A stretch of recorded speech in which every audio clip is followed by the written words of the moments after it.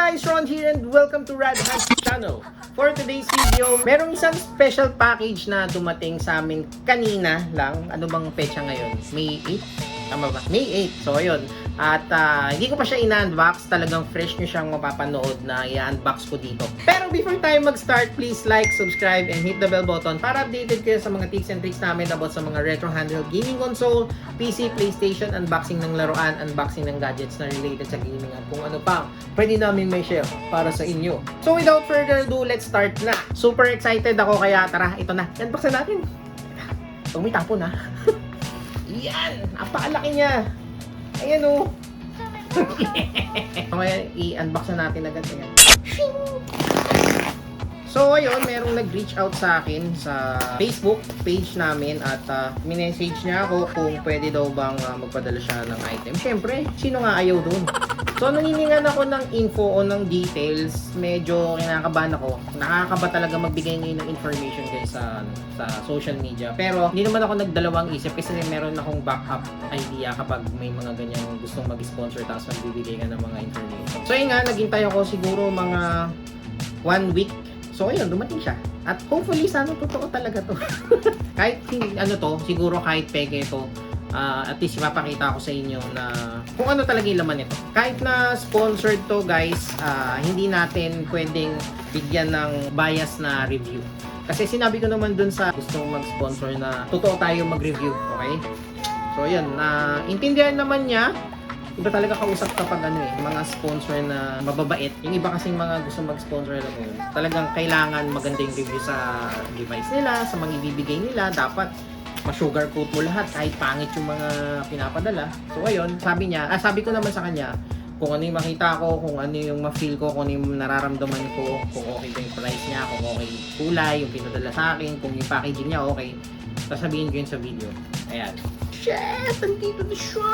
Unboxing lang pero ang haba na sinasabi ko. Kasi gusto ko na nire-review ko siya ng maayos. Hindi lang siya basta-basta na-unboxing. Kasi syempre, mga nanonood sa akin gusto minsan na bumili din.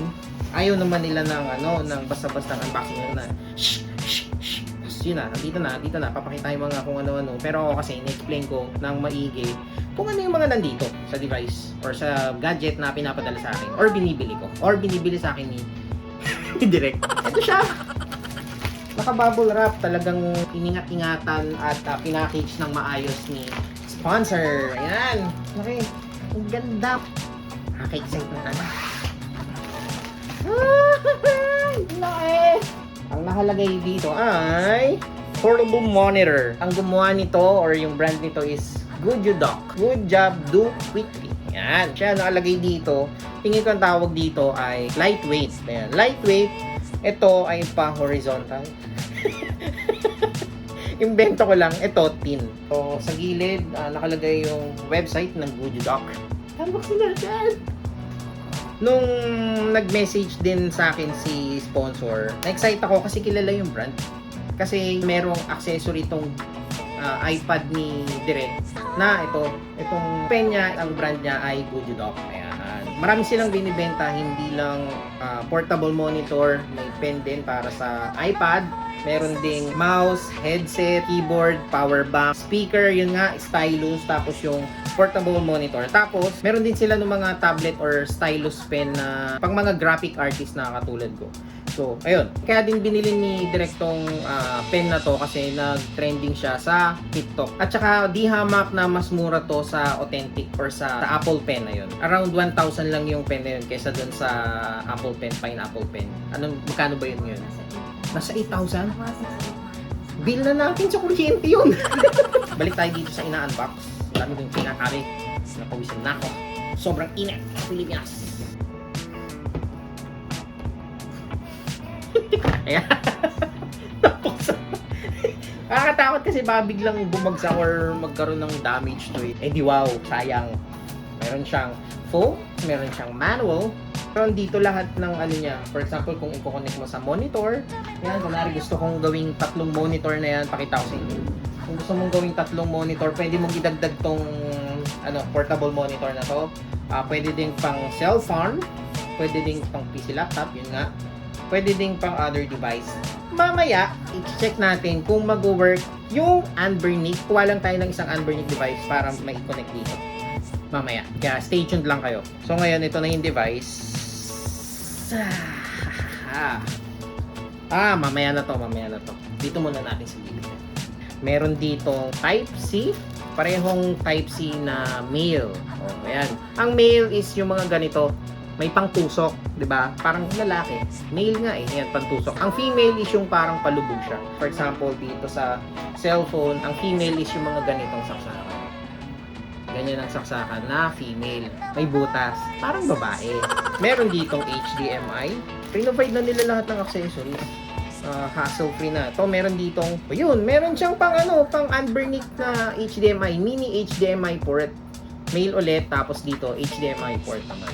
Tapos dito, sa tong Type-C to USB Type B nga ba to? Nakalimutan ko. B nga ba to? Di ako sure Ito yung adapter. Kala ko rechargeable. Or baka rechargeable siya. Hindi ko lang alam. Magaan lang siya. Hindi ko lang sure kung magandang klase. Ayan. Magaan lang siya. Sana lang tumatagal. Pakita na natin yung device. Ito na siya. Ayan. Pakalaki. Buksan na natin. Oops, danan. So, meron na siya agad na lagayan. Ito na yung case niya. Ito na yung pinaka-device. So, ito na guys, yung portable monitor. Sa harap niya, merong nakalagay na logo nila, Good Job, Do Quickly. Ayan. Meron dito logo nila. Ayan. Tingin ko, ang monitor na to is IPS. Kasi, ito yung palatandaan ng IPS. Ayan. Hindi magre-reflect yung, yung mukha mo. Tsaka hindi siya masakit sa mata. Tapos, dito sa gilid, merong power button. Ayan, power button to. Itong maliit na to. Tapos sa taas niya merong LED light para malaman kung naka-on na siya. Tapos yung OSD and volume rocker ito. Yung OSD is on-screen display. Ayan, para sa setting ng on-screen display. Meron ditong headphone jack na 3.5mm. Tapos sa kabila naman ay merong HDMI, mini HDMI. Sa baba, USB Type-C, and sa baba may isa pang USB Type-C. So dito naman sa likod naman nakalagay yung device information, parang sticker nila. Gujudoc product name is AC1025, brand Gujudoc, manufacturer information Shenzhen Xingyifang Technology Company. Tapos meron pa palang dito, speaker. Ayan, may dalawang maliit na speaker ito at ito. Pwede mo siyang salpakan ng bracket. Ayan. Tapos guys, yung full specs nito, ipa-flash ko na lang sa screen tapos i-post nyo na lang para mabasa nyo ng maayos. So, let's go!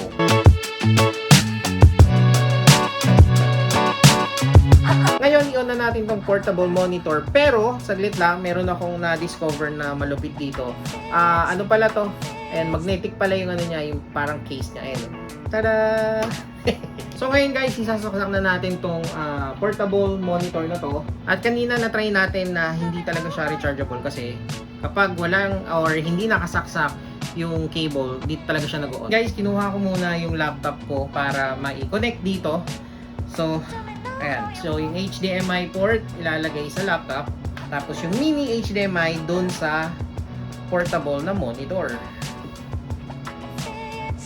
Yun oh, di ba? So yun guys, nilamon na ako, hindi ko na alam kung yung gagawin ko. Hindi ko alam kung paano mapapalaki pa yung display. Kasi itong laptop ko medyo oldies na siya. So hindi ko alam kung ang problema ba is itong laptop ko. Pero tingin ko itong laptop ko kasi medyo malaki na yung display niya. Ang display nito is 1920 by 1080p. So ito, nag-range lang siya ng 1366 by 768. So tingin ko, yung laptop ko talaga may problema dun. So ngayon, itatry naman natin siya sa PC. So yun guys, connect na siya. For example, bukas tayo dito ng YouTube. Extended screen kasi siya. Yun, saan ka pa? May speaker na rin siya dito. Yan na nag-play. Bali yung display nito is connect ko doon sa, syempre, sa video card. Hindi sa motherboard, sa video card. Ayan. Tapos yung power niya is sinaksa ko lang sa USB port sa case. Ayan. Kung makikita nyo, kita ba? Ayan. Sinaksa ko lang siya dyan. So, hindi na kailangang i-plug doon sa power adapter niya. So, yun. Meron na. Saan ka pa? So, pwede dito, kunwari, nanonood ka ng porn, tapos dito nagtatrabaho kayo. Okay, naglalaro ka, dito nanonood ka ng porn. So, ngayon, itatry naman natin na isaksak yung RG556 dito sa monitor na to. Kasi meron siyang Type-C to Type-C. Ayan. Lagyan natin dito yung Type-C. Saksak natin sa Type-C nito. So, kung magta-try pala kayo ng mga RG35XX or yung bago ngayon ng RG28XX, dapat yung cable nyo is pareho mini HDMI to mini HDMI. Kasi yung nandito na provided nila is mini HDMI to HDMI. Dapat parehong mini HDMI. Take note guys dapat pareho. Experiment tayo kung magiging okay to.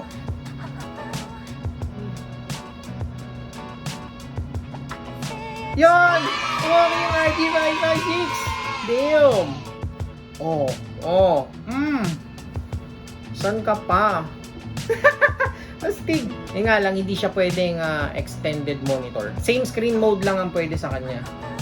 Diba? Damn! Try nga natin. Laro tayo ng...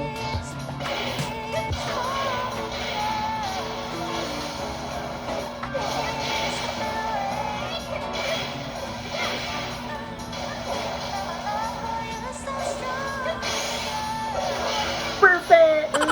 Na-try na natin i-connect yung RG556 at yun, successful naman siya na na-display dito sa portable monitor na to! So yun, base dun sa observation namin ni Direk, maganda yung display niya guys. Napakaganda. Hindi nga lang siya pwedeng i-touch. Kanina munti ko na i-touch eh. Dito ko na lang tinouch yan. So kung meron kang RG556 or same na katulad ng ganitong device na RG556, pwede mo na itong gawing monitor tapos ito yung controller mo. Astig, di ba? Tapos syempre pwede ka na rin manood ng YouTube dito. Ayan. For example, saan na ba yun? YouTube. Ayun, pwede ka manood. Ang ganda ng quality. Ako na nagsasabi sa inyo. Maganda. Ang ganda ng quality nyo. Ang ganda. Ay, hindi. Dito. Click ko doon. Maganda. 720 lang muna. Ayan. Maganda na. Maganda na. Lalong gumabo yung vlogger na to Stig. Kakatawa. So dahil tong RG556 Android, pwede mo na rin tong installan ng Netflix kung meron ka, kung Disney meron ka, yan, YouTube, ano pa ba? At kung ano-ano pang apps na pwede mong ilagay dito at dito ka na mag-view. Ang galing! So dumako na tayo sa first impression ko dito sa device na to at ito yung mga nagustuhan ko. Unang-una, travel friendly siya kasi pwede mong ilagay na lang sa bag to. Pwede mong ilagay sa bag, pwede mong bitbitin para kunwari pupunta ka sa ibang lugar at gusto mong gamitin to. Kayang-kaya mo siyang dalhin. Totoong lightweight siya at manipis lang talaga siya guys. Napaka-nipis. Para siyang tablet na pinalaki ng konti. Hindi pala konti, malaki talaga. Kasyang-kasya siya sa mga bag nyo na kaya or kasya yung mga 13 to 15 inches na mga laptop. Ayun nga lang, kagandahan, sinabi ko kanina, lightweight siya, napakagaan. Sunod, nagustuhan ko din yung pwede mong isaksak tong RG556 guys. Ayan. Ang lupit lang, di ba? Pwede kang makapaglaro dito or makapag-display ng mas malaki. Plug and play siya sa laptop, sa PC, and dito sa device na to. So, sunod naman na nagustuhan ko din dito, hindi pahirapan yung pag-plug mo dito sa mga device na gusto mong i-connect sa kanya kasi plug and play na lang siya. Wala nang kailangang i-install, wala nang kailangang cheche-bureche na setting.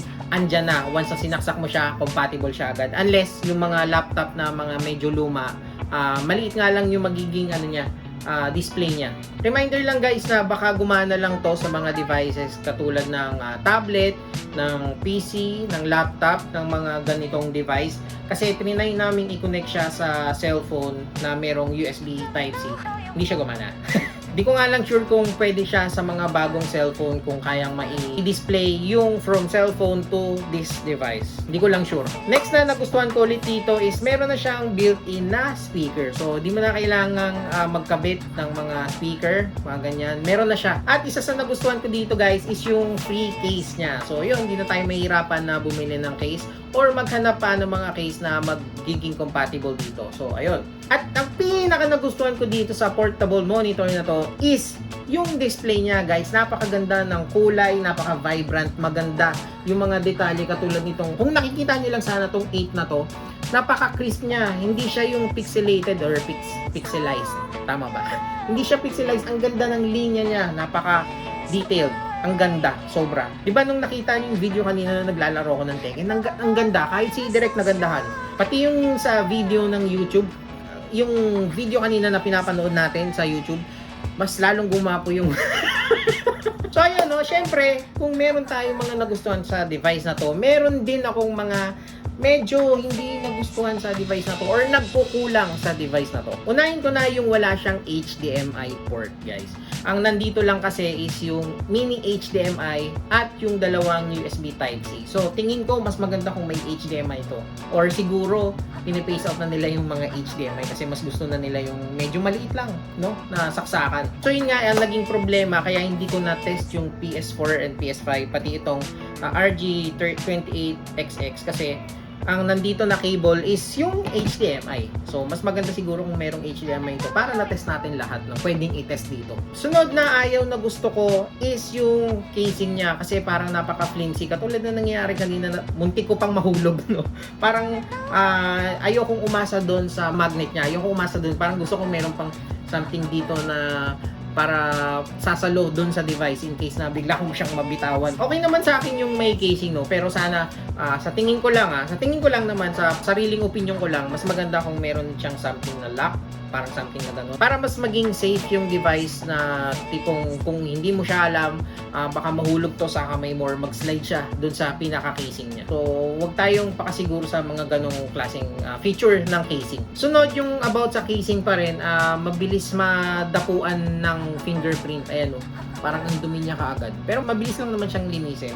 So, maliit na bagay pero alam mo yun, parang pag tumatagal kasi or kapag siya doon nang nahawakan tong device na to, parang ang dungis-dungis niya lang tignan. Kung makikita nyo tong mga ano to, ang dungis niya na agad.